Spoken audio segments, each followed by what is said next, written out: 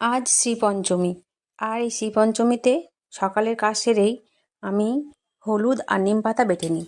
দিদা বা মায়েদের কাছেই শোনা যে শ্রীপঞ্চমীতে কাঁচা হলুদের সাথে নিম পাতা বেটে মাখলে নাকি শ্রী খোলে। তারপরেই আমি স্নান সেরে চলে আসি পুজোর ঘরে।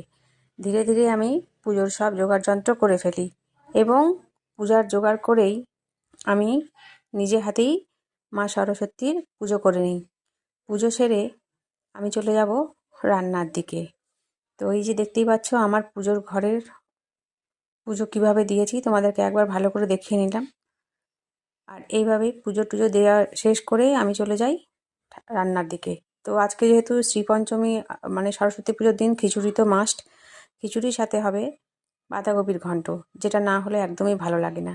বাঁধাকপি কেটে নিয়ে আমি বাঁধাকপিতে দেবো মটরশুঁটি, তাই মটরশুঁটিও ছুঁড়ে নিলাম। তারপরেই আমি করব খিচুড়ির সাথে চাটনি, যেটা না হলে খিচুড়ি শেষ পাতে একটু চাটনি হলে খুবই ভালো লাগে। তাই আমি টমেটোও কেটে নিলাম। টমেটো চাটনি করে নেব এবং পাঁপড় ভাজা তো অবশ্যই থাকবে। এবারে আমি রান্নার দিকে চলে গেলাম এবং ধীরে ধীরে সব রান্না আমার শেষ।